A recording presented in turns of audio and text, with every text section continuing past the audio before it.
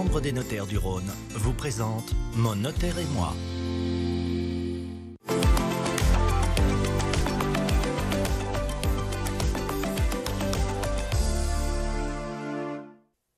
Bonjour à tous, c'est Jean, j'espère que vous allez bien. Bienvenue dans ce nouveau numéro de Mon notaire et moi. Vous le savez, c'est votre rendez-vous privilégié avec la Chambre des notaires du Rhône.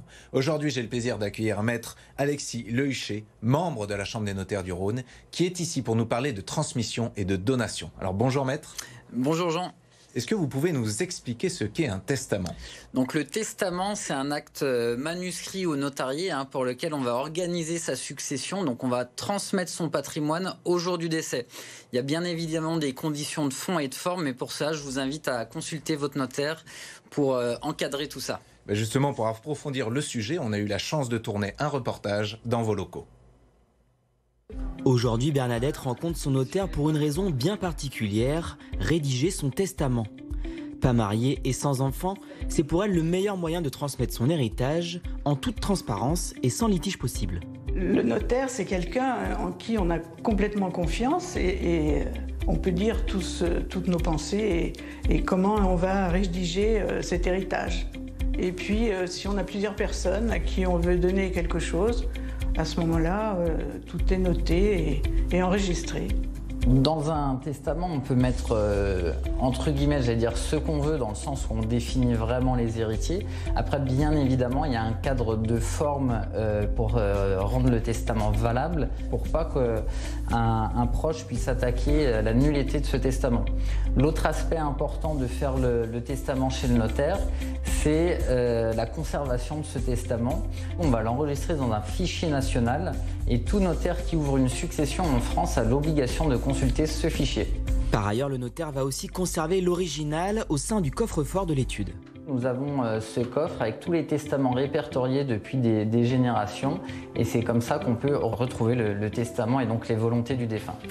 C'est très réconfortant de savoir que le notaire est là pour se préoccuper de ma succession et moi ça me console pour savoir que ce sera bien fait. En l'absence de testament en bonne et due forme, ce sont les héritiers qui perçoivent l'héritage selon l'ordre de priorité. Quand on a des enfants, c'est les enfants. À défaut d'enfants, c'est les parents, frères et sœurs. Et après, on va chercher le lien de parenté le plus proche, cousin ou autre degré défini. Alors Maître, nous avons vu le testament, mais qu'en est-il de la donation ? Alors la donation, cette fois, on va transmettre son patrimoine, mais de son vivant. Donc ça, on pourra organiser en même temps sa succession, mais là c'est vraiment de son vivant, on donne et il y a un acte d'appauvrissement pour le donateur. Alors c'est quoi l'intérêt de faire une donation justement pour le donateur ? Alors plusieurs intérêts. Le premier, c'est d'anticiper. Ça peut être anticiper la fiscalité sur la donation et donc sur la succession. Et après anticiper aussi sa succession pour organiser. On peut éventuellement commencer à partager les biens entre les héritiers.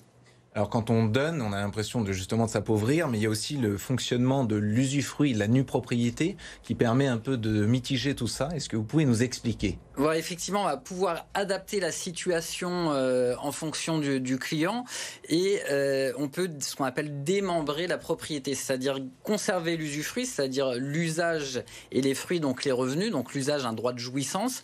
Donc ça permettra d'avoir sa vie durant profiter du bien, par exemple une résidence secondaire, ou de percevoir les loyers.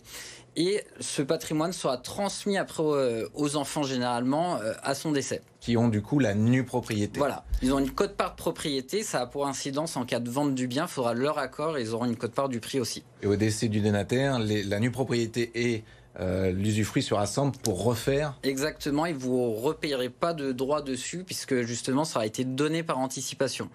D'accord, donc ça permet de donner tout en gardant une partie. Est-ce qu'on peut faire une donation à différents moments ou est-ce qu'une fois qu'on le fait, c'est toujours, on n'a pas le choix du moment et on n'a pas le choix de combien on donne ?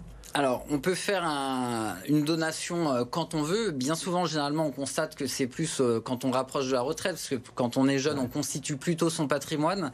Arrivé à l'âge de la retraite, on commence à le transmettre. Après, plus vous transmettez jeune, plus la fiscalité sera favorable, puisque notamment avec la nue propriété, l'usufruit est calculé en fonction de l'âge du donateur, et du coup, plus tôt vous transmettez, la nue propriété sera moins taxable à ce moment-là, puisqu'on taxe que sur la partie donnée, donc valeur nue propriété. Alors, est-ce que la donation doit être équilibrée entre les enfants ou pas forcément? Pas forcément, on peut faire une donation simple, donner qu'à un enfant. Après, le rééquilibre sera refait au moment de la succession, sauf si on stipule que c'est hors part successoire, mais je vais peut-être pas me lancer dans les notions juridiques. Après, on peut effectivement faire une donation-partage, où là, on va partager par anticipation, donc par part égalitaire entre les enfants. Eh ben, merci beaucoup, Maître, pour cette présentation. Merci à vous d'avoir suivi cette émission. Et n'oubliez pas, on se retrouve dans un mois pour un nouveau numéro de Mon Notaire et moi. Et d'ici là, restez connectés sur BFM Lyon.